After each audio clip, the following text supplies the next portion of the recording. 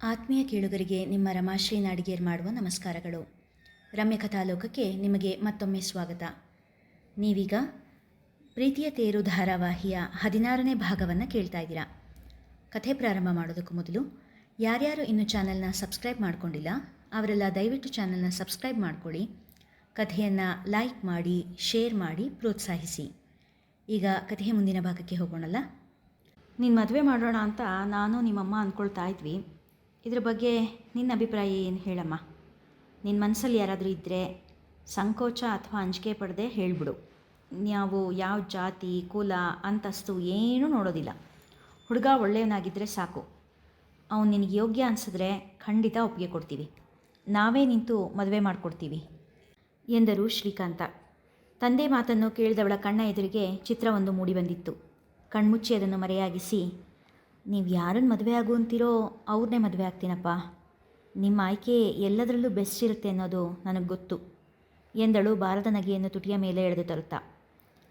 ಆದಿತ್ಯ ಎನ್ನುವ ಹೆಸರು ಶ್ರೀಕಾಂತನ ಬಾಯಲ್ಲಿ ಬಂದಾಗ ಒಮ್ಮೆ ಬೆಚ್ಚಿ ಅವರನ್ನು ನೋಡಿದಳು.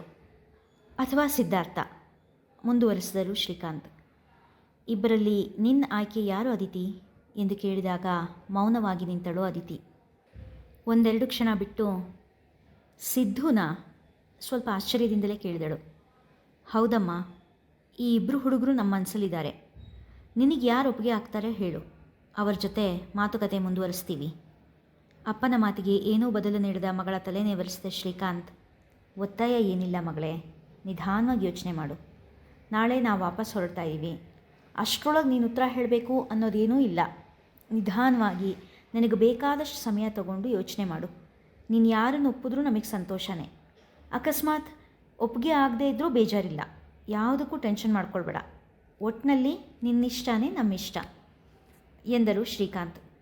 ಮದುವೆಯ ಮಾತು ತೆಗೆದಾಗಿನಿಂದಲೂ ಅದಿತಿಯ ಮುಖ ಸಪ್ಪಗಾಗಿದ್ದುಕೊಂಡು ಶ್ರೀಕಾಂತ್ ಅವರಿಗೆ ಏನೋ ಅನುಮಾನ ಕಾಡಿತ್ತು. ಅದು ಬಿಡು ಪುಟ್ಟಿ, ನಾವು ಡೆಲ್ಲಿಗೆ ಹೋಗೋಕ್ಕೆ ಮುಂಚೆ ಕರ್ನಾಟಕದಲ್ಲಿ ಯಾವ್ಯಾವುದೋ ಪ್ಲೇಸ್ ನೋಡಬೇಕು ಅಂತ ನೀನು ಅದೆಲ್ಲ ಲೀಸ್ಟ್ ಮಾಡ್ಕೊಳ್ತಾ ಇದ್ರಲ್ಲ, ಅದರ ಬಗ್ಗೆ ಹೇಳು. 3 ಡೇಸ್ ಟ್ರಿಪ್ ಪ್ಲ್ಯಾನ್ ಮಾಡೋಣ, ಆಮೇಲೆ ಡೆಲ್ಲಿಗೆ ಹೋಗೋಣ. ಮಗಳನ್ನು ಮದುವೆ ಮಾತುಕತೆಯ ಮೂಡಿನಿಂದ ಆಚೆ ತರಲು ವಿಷಯ ಬದಲಾಯಿಸಿದರು ಶ್ರೀಕಾಂತ್. ಅದಿತಿ ಸ್ವಲ್ಪ ಗೆಲುವಾದಳು. ಅಪ್ಪ, ಮೈಸೂರಿಗೆ ಹೋಗೋಣಪ್ಪ. 3 ದಿನ ಮೈಸೂರು ಮತ್ತು ಅದರ ಸುತ್ತಮುತ್ತ ನೋಡಿಕೊಂಡು ಹಾಗೆ ದೆಹಲಿಗೆ ಹೊರಟುಬಿಡೋಣ ಎಂದಳು. ಅಪ್ಪ ಮಗಳು ಉತ್ಸಾಹದಿಂದ ಎಲ್ಲೆಲ್ಲಿಗೆ ಹೋಗಬೇಕು ಅನ್ನೋದನ್ನು ಪ್ಲ್ಯಾನ್ ಮಾಡೋಕ್ಕೆ ತೊಡಗಿದರು. ಅಕಸ್ಮಾತ್ ಅದಿತಿ ತನ್ನ ಆಯ್ಕೆನ ಇವತ್ತೇ ಹೇಳಿದ್ರೆ ಇನ್ನೊಂದೆರಡು ದಿನ ಇದ್ದು ಮದುವೆ ನಿಶ್ಚಯ ಮಾಡಿಕೊಂಡೇ ಹೋಗ್ಬಿಡ್ತೀವಿ, ಉತ್ಸಾಹದಿಂದ ಹೇಳುತ್ತಿದ್ದಳು ವಾರಿಜ. ಅಡುಗೆ ಮನೆಯಲ್ಲಿ ಕುಳಿತು ಮಾರನೇ ದಿನದ ತಿಂಡಿಗೆ ಎಲ್ಲರೂ ರೆಡಿ ಮಾಡಿಕೊಳ್ಳುತ್ತಾ ಇದ್ದರು. ವಾರಿಜ ತರಕಾರಿ ಹೆಚ್ಚುತ್ತಾ ಇದ್ದರೆ ವಾರುಣಿ ಕಾಯಿ ತುರಿಯುತ್ತಿದ್ದಳು. ಲೀಲಾ ಪಾತ್ರೆಗಳನ್ನೆಲ್ಲ ತೊಳೆದಿಟ್ಟು ಕಾಫಿ ಡಿಕಾಕ್ಷನ್ ಹಾಕುತ್ತಿದ್ದಳು. ಅಷ್ಟೆಲ್ಲ ಅರ್ಜೆಂಟ್ ಮಾಡಬೇಡವಿವರು. ಇದು 2 ಅಂತಲ್ಲ, ಬೇಕು ಅಂತ ಅನಿಸಿದ್ರೆ ಇನ್ನೊಂದು 4 ಸಂಬಂಧ ಬೇಕಾದರೂ ನೋಡೋಣ. ಮದುವೆ ಅಂದರೆ ಮಕ್ಕಳಾಟ ಅಲ್ಲ, ಇಡೀ ಜೀವನದ ಪ್ರಶ್ನೆ. ನಮ್ಮ ಸುರ್ಬಿಗೇನು ಕಡಿಮೆ ಗಂಡುಗಳನ್ನು ನೋಡಿದ್ವಿ? ಅತ್ತಿಗೆ ಲೀಲಾ ಅಂದ ಮಾತು ವಾರಿಜಾಳಿಗೇನೂ ಸರಿ ಬರಲಿಲ್ಲ. ಗೊತ್ತಿರೋ ಹುಡುಗರನ್ನೇ ನೋಡ್ತಿರ್ಬೇಕಾದ್ರೆ ಮತ್ತು ಬೇರೆ ಸಂಬಂಧಗಳ ಮಾತು ಯಾಕತ್ತಿಗೆ? ತಮ್ಮ ಅಸಮಾಧಾನವನ್ನು ಮೃದು ಮಾತಿನಲ್ಲೇ ಹೊರಹಾಕಿದಳು. ಎಷ್ಟು ಮಹಾ ಗೊತ್ತಿರೋ ಹುಡುಗರು ಇವರು ನಿಮಗೆ? ಏನೋ ಮದುವೆ ಮನೆ ಓಡಾಡ್ದಲ್ಲಿ ಅಲ್ಪ ಸ್ವಲ್ಪ ಗೊತ್ತು ಅಷ್ಟೇ, ಸ್ವಾಭಾವಿಕವಾಗಿಯೇ ಲೀಲಾ ಹೇಳಿದರು. ವಾರಿಜ ತಟಕ್ಕನೆ, ಈಗ ಸುರ್ಬಿನ್ ಕೊಟ್ಟಿರೋ ಹುಡುಗ ಮಂತನ ಅದೆಲ್ಲ ಎಷ್ಟು ವರ್ಷದಿಂದ ಗೊತ್ತು ಅತ್ತಿಗೆ ನಿಮಗೆ? ಅದು ಪೂರ್ತಿ ಹೊಸ ಸಂಬಂಧ ಅಲ್ವೇ? ಅದಕ್ಕಿಂತ ಈ ಸಂಬಂಧ ವಾಸಿ ಅಲ್ವಾ ಎಂದು ಬಿಟ್ಟಳು. ದನಿಯಲ್ಲಿ ಅಗತ್ಯಕ್ಕಿಂತ ಸ್ವಲ್ಪ ಹೆಚ್ಚೇ ಕಠಿಣತೆ ಬರುತ್ತಿತ್ತು ಎನ್ನುವುದು ಮಾತನಾಡಿದ ಅಂತರ ವಾರಿಜಾಳಿಗೆ ಅನ್ನಿಸಿತು. ಆದರೆ ಏನು ಮಾಡೋದು, ಮಾತಾಡಿ ಆಗೋಗಿತ್ತು. ಲೀಲಾ ಅವಳ ಮಾತಿಗೆ ಏನೂ ಉತ್ತರಿಸದೆ, ಮುಖದ ಮೇಲೆ ಒಂದು ಗೆರೆ ಕೂಡ ಹೆಚ್ಚು ಕಡಿಮೆ ಆಗಿಸಿಕೊಳ್ಳದೆ, ತಗೋ ವಾರಿಜ, ಸ್ವಲ್ಪ ಕಾಫಿ ಕುಡಿ, ಇದು ನಿಮ್ಮನೆ ರೀತಿ ಎಂದು 2 ಲೋಟ ಅವಳ ಮುಂದೆ ಹಿಡಿದಳು. ತಾನು ಮಾತನಾಡಿದ್ದು ತಪ್ಪೆನಿಸಿ, ಸಾರಿ ಲೀಲಾ, ಮಾತಿನ ಭರದಲ್ಲಿ ಎನ್ನುತ್ತಿದ್ದವಳ ಮಾತನ್ನು ಕತ್ತರಿಸಿದ ಲೀಲಾ, ತಪ್ಪೇನಿಲ್ಲವರು. ಮಕ್ಕಳ ಮದುವೆ ವಿಷಯದಲ್ಲಿ ತಂದೆ ತಾಯಿಗೆ ಹೆಚ್ಚು ಜವಾಬ್ದಾರಿ ಇರೋದು. ಉಳಿದವರೆಲ್ಲ ಮಾತಾಡ್ಬೋದೇ ಹೊರತು ನಿರ್ಧಾರ ಅಪ್ಪ ಅಮ್ಮಂದೆ. ಇನ್ನು ಸುರಭಿಗೆ ನೋಡಿದುವರ ನನ್ನ ತವರಿನ ಸಂಬಂಧನೇ. ಹೊಕ್ಕು ಬಳಕೆ ಹೆಚ್ಚಿರಲಿಲ್ಲ ಅಷ್ಟೇ. ಆದರೆ ಇದೇ ಆಸ್ಪಾಸಲ್ಲಿದ್ದ ಹುಡುಗ ಆಗಿದ್ದರಿಂದ ಹುಡುಗನ ಸ್ವಭಾವ ಕೇಳಿ ನೋಡಿ ಗೊತ್ತಿತ್ತು. ಆದರೆ ನಿನಗೆ ಆದಿ ಅಥವಾ ಸಿದ್ದು ಇಬ್ಬರು ಸ್ವಭಾವನೂ ಸ್ವಲ್ಪ ದಿನಗಳಿಂದ ಮಾತ್ರ ಗೊತ್ತಿರೋದು. ಹಾಗಾಗಿ ಹೇಳಿದೆ ಅಷ್ಟೇ. ಎಂದರು. ವಾರಿಜ ದುಡುಕಿ ಮಾತಾಡಿದ್ದು ವಾರುಣಿಗೆ ಬೇಸರವನ್ನುಂಟು ಮಾಡಿತ್ತು.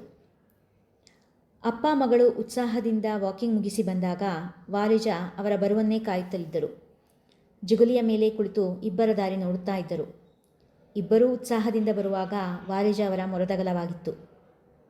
ವಾಣಿ, ಅದಿತಿ ಸಿದ್ದುನ ಒಪ್ಪಿರಬೇಕು ಕಣೆ. ನೋಡು, ಅಪ್ಪ ಮಗಳು ಇಬ್ಬರು ಎಷ್ಟು ನಗ್ನಗ್ತಾ ಬರ್ತಾ ಇದ್ದಾರೆ ಎಂದಳು ಪಕ್ಕದಲ್ಲಿ ಕುಳಿತಿದ್ದ ವಾರುಣಿಯನ್ನು ಕುರಿತು. ಸಿದ್ಧುನೇ ಅಂತ ಯಾಕೆ ಅಂದ್ಕೊಳ್ತೀಯಾ? ಆದಿನೂ ಒಪ್ಪಿರ್ಬೋದು, ಕೆಣಕಿದಳು ವಾರುಣಿ. ವಾರಿಜಳ ಮುಖ ಕ್ಷಣಮಟ್ಟಿಗೆ ಸಪ್ಪಗಾದರೂ ತಕ್ಷಣವೇ ಸುಧಾರಿಸಿಕೊಂಡು, ಆದಿ ಆದರೂ ನಂಗೆ ಸಂತೋಷನೇ ಎಂದಳು. ವಾರಿಜ ಕುಳಿತಲ್ಲಿಂದ ಎದ್ದು ಅದಿತಿಯ ಕಡೆ ಸಾಗಿದರು. ಅವರನ್ನೇನಾದರೂ ಕೇಳುವ ಮುಂಚೆಯೇ ಶ್ರೀಕಾಂತ್ ಅವರು, ಅದಿತಿ ಪುಟ್ಟಿ, ನಂಗೊಂದು ಗ್ಲಾಸ್ ಟೀ ಮಾಡ್ಕೊಂಡು ಬಾ ಅಮ್ಮ, ನಿನ್ನ ಕೈ ಟೀ ಕುಡಿದ್ದೆ ಯುಗಾನೇ ಕಳೆದ ಹಾಗಾಗಿದೆ ಎಂದಾಗ ಉತ್ಸಾಹದ ನಡಿಗೆಯಿಂದ ಅಡುಗೆ ಮನೆ ಕಡೆ ನಡೆದಳು ಅದಿತಿ. ಶ್ರೀ, ಅದಿತಿ ಹತ್ರ ಮಾತಾಡಿದ್ರಾ? ಏನು ಹೇಳಿದ್ಲು? ಯಾರಿಗೋಕೆ ಅಂದ್ಲು? ವಾರಿಜ ಅವರ ದನಿಯಲ್ಲಿದ್ದ ಕಾತರಕ್ಕೆ ಶ್ರೀ ಬ್ರೇಕ್ ಹಾಕಿದರು. ವಿಷಯ ತಿಳಿಸಿದ್ದೀನಿ, ಸ್ವಲ್ಪ ಟೈಮ್ ಕೊಡು ಅವಳಿಗೆ. ಮತ್ತು ಈ ವಿಷಯ ಆತರದಲ್ಲಿ ನಿರ್ಧಾರ ಮಾಡೋವಂಥದ್ದಲ್ಲ. ಇನ್ನು ನಾನಾಗೆ ಹೇಳೋವರೆಗೂ ಈ ವಿಷಯ ನೀನು ಮಾತಾಡಬಾರ್ದು, ಓಕೆನಾ ಎಂದರು. ಸರಿ ಎಂದು ತಲೆ ಆಡಿಸಿದರೂ ವಾರಿಜಾಳ ಉತ್ಸಾಹವೇನೂ ಕಡಿಮೆ ಆಗಿರಲಿಲ್ಲ. ಅಂದರೆ ನಾಳೆ ನೀವು ಹೊರಡೋದು ಪಕ್ಕನಾ? ನೇರಳೆ ಹಣ್ಣಿನ ಮರದ ಗೆಲ್ಲಿಗೆ ಗುರಿಯಿಟ್ಟು ಕೋಲು ಎಸೆದು ಹಣ್ಣು ಬೀಳಿಸುತ್ತಾ ಇದ್ದವಳ ಕಡೆಯೇ ನೋಡಿದ ಬೇಸರದಿಂದ ಕೇಳಿದ ಸುಹಾಸ್. ಹ್ಞೂ, ಮತ್ತೆ ನಾವು ಬಂದು ಆಗಲೇ 15 ದಿನದ ಹತ್ರ ಆಯಿತು. ಸೊ ನಾಳೆ ಹೊರಡಲೇಬೇಕು. ಆದ್ಯಾಳ ದನಿಯಲ್ಲೂ ಸಣ್ಣ ಬೇಸರ ಎಣುಕಿತು. ಸೀದಾ ದೆಹಲಿನಾ ಕೇಳಿದ ಸುಹಾಸ್. ಇಲ್ಲ, 3 ಡೇಸ್ ಟ್ರಿಪ್ ಬಂದಿದ್ದಾರೆ ಅಪ್ಪ. ನೋಡಬೇಕು ಅಕ್ಕ ಅಪ್ಪ ಇಬ್ಬರು ಸೇರಿ ಎಲ್ಲೆಲ್ಲಿಗೆ ಪ್ಲ್ಯಾನ್ ಮಾಡ್ತಾರೆ ಅಂತ. ಆಮೇಲೆ ದೆಹಲಿಗೆ ಎಂದಳು. ಲೇ, ಹೋಗಬೇಡ್ವೆ, ನೀನು ಇಲ್ಲೇ ಕಾಲೇಜಿಗೆ ಸೇರ್ಕೊಳ್ಳೆ, ನಾನೇ ಕರ್ಕೊಂಡು ಹೋಗಿ ಬರ್ತೀನಿ. 2 ವರ್ಷದ ಓದ್ತಾನೆ, ಇಲ್ಲೇ ಓದು. ಆದ್ಯಾಳ ಸಮೀಪದಲ್ಲೇ ನಿಂತು ಕಣ್ಣಲ್ಲಿ ಕಣ್ಣಿಟ್ಟು ಹೇಳಿದ ಸುಹಾಸ್. ಅವನ ಕಣ್ಣಲ್ಲಿ ಕಂಡ ಪ್ರೀತಿಯ ಭಾವ ಅರೆಕ್ಷಣ ಆದ್ಯಾಳನ್ನು ಸೆಳೆಯಿತು. ಇಬ್ಬರ ನೋಟವೂ ಸೇರಿತು. ಮರುಕ್ಷಣವೇ ವಾಸ್ತವಕ್ಕೆ ಬಂದಳು ಆದ್ಯ. ಓಹೋ, ಯಾಕೆ ಹೇಳು? ನೀನು ನಂಗೆ ಗೋಳೈಕೋಬೋದು ಅಂತ ತಾನೇ? ನಾನು ಹಾಗೆಲ್ಲ ಸಿಕ್ಕಾಕ್ಕೊಳ್ಳಲ್ಲ. ನಾನಿಲ್ಲಿಂದ ಹಾರಿ ಹೋಗ್ತೀನಿ, ನಿನ್ನ ಕೈಗೆ ಸಿಗಲ್ಲ. ಆದ್ಯಳ ಸ್ವರವೇಕೋ ಒದ್ದೆ. ಪ್ಲೀಸ್ ಆದ್ಯ, ಹೋಗಬೇಡ. ಸುಹಾಸ್ನ ದನಿಯಲ್ಲಿ ಅರಿಯದ ಕಂಪನ. ನೀನು ಹೋಗಬೇಡ ಅಂದರೆ ಹೋಗದೇ ಇರೋಕ್ಕಾಗುತ್ತಾ? ಅಲ್ಲಿ ಮನೇಲಾಗಲೇ ಇವ್ರ ಟ್ರಿಪ್ ಪ್ಲ್ಯಾನಿಂಗ್ ನಡೀತಾ ಇದೆ. ಮನೆಯಿಂದ ಬಂದ ನೇಹ ಹೇಳುತ್ತಾಲೆ ಆದ್ಯಾಳನ್ನು ತಬ್ಬಿದಳು. ಆದ್ಯಕ್ಕ, ಹೋಗಬೇಡ ಕಣೆ, ಬೇಜಾರಾಗುತ್ತೆ. ಸುಹಾಸ್ ಭಾವ ಹೇಳಿದಾಗೆ ಇಲ್ಲೇ ಕಾಲೇಜಿಗೆ ಸೇರ್ಕೊಳ್ಳೆ. ಇಲ್ಲಾಂದರೆ ಒಂದು ಕೆಲಸ ಮಾಡು, ಸುಹಾಸ್ ಭಾವನ ಮದುವೆ ಆಗಿಬಿಡು. ಆವಾಗ ನೀನು ಇಲ್ಲೇ ಇರ್ಬೋದು. ನೇಹಾಳ ಮಾತು ಕೇಳಿ ಸುಹಾಸನ ಕಡೆ ನೋಡಿದಳು ಆದ್ಯ. ಅವನ ಕಣ್ಣಲ್ಲಿ ಮೂಡಿದ ಮಿಂಚು ಕಂಡು ಆದ್ಯಾಳ ನೋಟ ನೆಲೆ ನೋಡಿತು. ಮನದಲ್ಲೇನೋ ಅರಿಯದ ಭಾವ ಮೂಡಿತು. ಆದ್ಯ, ನೇಹ ಎಲ್ಲ ಇಲ್ಲಿದ್ದೀರಾ? ಮನೆಯವರೆಲ್ಲ ನಿಮ್ಮನ್ನು ಹುಡುಕ್ತಾ ಇದ್ರು ನಿಹಾಲ್ ಹೇಳಿದಾಗ ನೇಹ ಆದ್ಯ ಮನೆ ಕಡೆ ಹೊರಟರು. ಸುಹಾಸ್ ಭಾವ, ನೀನು ಬರಲ್ವೇನೋ ಕೇಳಿದ ನಿಹಾಲ್ಗೆ ಇಲ್ಲವೆಂದು ತಲೆ ಆಡಿಸಿದ ಸುಹಾಸ್. ಆದ್ಯಾಳ ಮನವೂ ಬೇಸರಗೊಂಡಿತ್ತು. ಕಾರಣ ಮಾತ್ರ ಅಸ್ಪಷ್ಟ. ದೆಹಲಿಗೆ ಹೋಗುವವರೆಗೂ ಮದುವೆ ಮಾತನ್ನು ಆಡಬಾರದು ಎಂದು ಅಪ್ಪಣೆ ಮಾಡಿದ್ದರು ಶ್ರೀಕಾಂತ್. ವಾಗೀಶ್, ವಾರಿಜ ಇಬ್ಬರಿಗೂ ಮದುವೆ ಮಾತುಕತೆ ಆಡಿ ಮುಗಿಸುವ ಆತರವಿದ್ದರೂ ಶ್ರೀಕಾಂತ್ ಹೇಳಿದ ಮಾತು ಮೀರಲಾರದೆ ಸುಮ್ಮನಿದ್ದರು. ನೀವು ಎಲ್ಲ ಬಂದಿದ್ದರೆ ಚೆನ್ನಾಗಿರೋದು. 3 ದಿನ ಟ್ರಿಪ್ ಮುಗಿಸಿ ಬರ್ಬೋದಾಗಿತ್ತು. ಇನ್ನು ಸ್ವಲ್ಪ ಕಾಲವಾದರೂ ತವರನ ಮನೆಯವರೊಂದಿಗೆ ಇರುವ ಆಸೆ ವಾರಿಜಾಳಿಗೆ. ಇಲ್ಲವರು ಮದುವೆ ಗಲಾಟೆಯಲ್ಲಿ ಬೇರೆ ಕೆಲಸದ ಕಡೆ ಗಮನ ಕೊಡೋಕೆ ಆಗಿಲ್ಲ. ಮತ್ತೆ ಇನ್ನು 5 ದಿನಕ್ಕೊಂದ್ಸತಿ ಸುರಭಿನಿಲ್ಲಿ ಕರ್ಕೊಂಡು ಬರಬೇಕಲ್ಲ. ನಯವಾಗಿಯೇ ನಿರಾಕರಿಸಿದ ವಾಗೀಶ. ಮಕ್ಕಳಾದರೂ ಬರ್ಬೋದಾಗಿತ್ತು. ಆದ್ಯ ಅದಿತಿಯೊಡನೆ ಹೊಂದಿಕೊಂಡಿದ್ದ ನೇಹ ನಿಹಾಲ್ ಆದರೂ ತಮ್ಮೊಡನೆ ಬರಲಿ ಎಂಬ ಆಸೆ. ಎಕ್ಸಾಮ್ ಹತ್ತಿರ ಬಂತಲೇ ಬರೋಕ್ಕ. ಎಕ್ಸಾಮ್ ಮುಗಿದ ಕೂಡಲೇ ರಜೆ ಕಲ್ಲಿಗೆ ಕಳಿಸ್ತೀನಿ, ಸರಿ, ಬೇಸರ ಮಾಡ್ಕೋಬೇಡ ಎಂದದ್ದು ವಾರುಣಿ. ಸರಿ, ಹಾಗಾದರೆ ನೇಹ ನಿಹಾಲ್ ಇಬ್ಬರೂ ಎಕ್ಸಾಮ್ ಮುಗಿದ ಕೂಡಲೇ ಅಲ್ಲಿಗೆ ಬಂದುಬಿಡಲಿ. ಅಷ್ಟರಲ್ಲಿ ನಮ್ಮ ಅದಿತಿದು ಎಂದ ವಾರಿಜ ಶ್ರೀಕಾಂತನ ಕಡೆ ನೋಡಿ ಸುಮ್ಮನಾದಳು.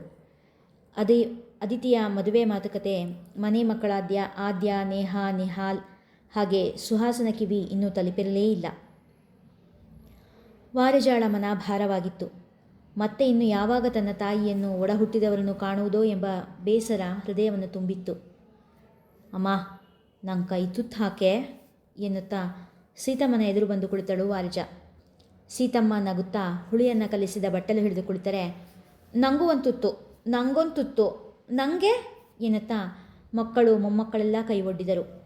ಎಲ್ಲರ ಕೈಗೂ ತುತ್ತು ನೀಡುತ್ತಾ ಹಳೆಯ ನೆನಪನ್ನು ಮೆಲುಕು ಹಾಕುತ್ತಾ ಸಂತಸದಿಂದ ಕಣ್ಣೀರು ಹಾಕಿದರು ಸೀತಮ್ಮ.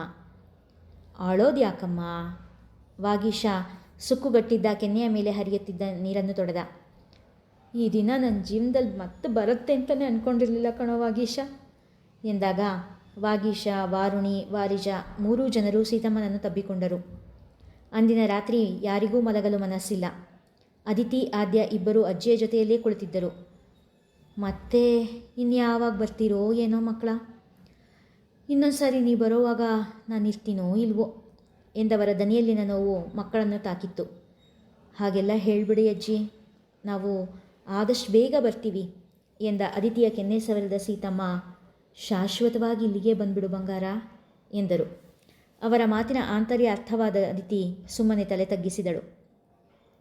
ಮಾರನೇ ದಿನ ತನ್ನ ಒಲವು ಊರನ್ನು ತೊರೆಯಲಿದೆ ಎಂದು ತಿಳಿದಿದ್ದ ಆದಿತ್ಯನ ಮನ ಅವಳನ್ನು ನೋಡಲು ಚಡಪಡಿಸಿತ್ತು.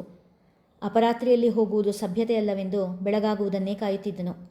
ಇತ್ತ ಸಿದ್ಧಾರ್ಥನಿಗೂ ಅದಿತಿಯನ್ನು ಒಮ್ಮೆ ಕಂಡು ಮಾತನಾಡುವ ಬಯಕೆ. ತನ್ನಮ್ಮ ಹಾಗೂ ವಾರಿಜಾ ಅವರ ನಡುವೆ ಮದುವೆ ಮಾತುಕತೆ ನಡೆದ ಹೊತ್ತಿನಿಂದ ಅದಿತಿಯನ್ನು ಕಂಡು ಮಾತನಾಡಲು ಆಗಿರಲೇ ಇಲ್ಲ. ದೊಡ್ಡವರ ಮದುವೆ ಮಾತುಕತೆ ಜೊತೆಗೆ ತನ್ನ ಪ್ರೇಮ ನಿವೇದನೆ ಮಾಡಿಕೊಳ್ಳುವ ಅವನ ಮನದ ಆಸೆಗೆ ಕಾಲ ಕೂಡಿ ಬಂದಿರಲೇ ಇಲ್ಲ. ಆದ್ಯಾಳ ಮನದಲ್ಲಿ ಕೂಡ ಆದಿತ್ಯನನ್ನು ಕಾಣುವ ಇಚ್ಛೆ, ಹೇಗಾದರೂ ಮಾಡಿ ತನ್ನ ಮನದ ಆಸೆಯನ್ನು ಅವನೆದುರಿಗೆ ತೆರೆದಿಡುವ ಆಸೆ, ಜೊತೆಗೆ ಸ್ವಲ್ಪ ಹಿಂಜರಿಕೆ. ಇಷ್ಟು ದಿನ ಯಾವ ಯೋಚನೆಯೂ ಇಲ್ಲದೆ ನೆಮ್ಮದಿಯ ನೆಲೆಯಾಗಿದ್ದ ಅದಿತಿಯ ಮನವಿಂದು ಕಲ್ಲು ತಾಕಿದ ಜೇನುಗೂಡು. ತನ್ನ ಮನ ಯಾರತ್ತ ವಾಲುತ್ತಿದೆ ಎಂಬ ಸ್ಪಷ್ಟತೆ ಇದೆ ಹುಡುಗಿಗೆ. ಆದರೆ ತಂಗಿಯ ಮನವೂ ಅತ್ತಲೇ ಇದೆ ಎಂಬ ಅನುಮಾನದಲ್ಲಿ ಯಾವ ನಿರ್ಧಾರಕ್ಕೂ ಬರಲಾಗದೆ ಒದ್ದಾಡುತ್ತಿದೆ ಆ ಮುಗ್ಧ ಹೃದಯ. ಬೆಳಗಿನ ಜಾವವೇ ಶ್ರೀಕಾಂತನ ಪರಿವಾರವನ್ನು ಹೊತ್ತ ಕಾರು ಊರಿನ ಗಡಿ ದಾಟಿತ್ತು. ಕೊನೆಗೂ ಆದಿತ್ಯ ಮತ್ತು ಸಿದ್ಧಾರ್ಥ ಇಬ್ಬರೂ ತಮ್ಮವಳೇ ಎಂದುಕೊಂಡ ಹುಡುಗಿಯ ದರ್ಶನ ಭಾಗ್ಯದಿಂದ ವಂಚಿತರಾದರು. ಅಮ್ಮ, ವಾರಿಜಾತೆ ಏನಾದರೂ ಹೇಳಿದ್ರಾ? ಆಸೆಯಿಂದ ಕೇಳಿದ ಆದಿತ್ಯನ ಮನ ನೋಯಿಸಲಾರದೆ, ಜಾತಕ ತಗೊಂಡಿದ್ದಾಳೆ, ಊರಿಗೆ ಹೋದ್ಮೇಲೆ ಗಂಡ ಮಕ್ಕಳ ಹತ್ರ ಮಾತಾಡಿ ವಿಷಯ ತಿಳಿಸ್ತೀನಿ ಎಂದಿದ್ದಾಳೆ ಎಂದರು ಸೌಭಾಗ್ಯಮ್ಮ. ಅಷ್ಟಕ್ಕೆ ಆದಿತ್ಯನ ಮನ ನವಿಲಾಗಿತ್ತು. ಅಮ್ಮ, ವಾರಿಜಾ ಅತ್ತೆಗೆ ಫೋನ್ ಮಾಡಿದ್ಯಾ? ಸಿದ್ದು ಕೇಳಿದಾಗ ಲತಾ ಅವರ ಹುಬ್ಬು ಬೆಸೆದುಕೊಂಡಿತು. ತೀರಾ ಇಷ್ಟ ಆತ್ರ ಒಳ್ಳೇದಲ್ಲ ಸಿದ್ದು, ನಾವು ಗಣ್ಣೋರು, ಪದೇ ಪದೇ ಕೇಳೋದು ಚಂದ ಅಲ್ಲ. ನಿಜವಾಗ್ಲೂ ಆತ್ರ ಇರಬೇಕಾಗಿದ್ದು ಹೆಣ್ಣೋರಿಗೆ. ನಾವು ಜಾತಕ ಕೊಟ್ಟಾಗಿದೆಯಲ್ಲ, ಬೇಕಾದರೆ ಅವರೇ ತಿರುಗಿ ಬರ್ತಾರೆ ಎಂದವರ ಬಿಗಿ ವರಸೆಗೆ ಸಿದ್ದುವಿನ ಮನ ನೊಂದಿತ್ತು. ಅದಿತಿಯ ಕೈಯ ಹೂವ ಮಾಲೆ ಯಾರ ಕೊರಳಿಗೋ? ನೋಡೋಣ ಮುಂದಿನ ಅಧ್ಯಾಯಗಳಲ್ಲಿ. ಇಲ್ಲಿಗೆ ಇಂದಿನ ಸಂಚಿಕೆ ಮುಗಿಯಿತು. ಮುಂದಿನ ಕಥೆ ಮುಂದಿನ ಸಂಚಿಕೆಯಲ್ಲಿ. ಕಥೆ ಇಷ್ಟವಾಗಿದ್ದರೆ ಹೆಚ್ಚು ಜನರಿಗೆ ಶೇರ್ ಮಾಡಿ, ಲೈಕ್ ಮಾಡಿ, ಕಮೆಂಟ್ ಮಾಡಿ ಪ್ರೋತ್ಸಾಹಿಸಿ. ಧನ್ಯವಾದಗಳು.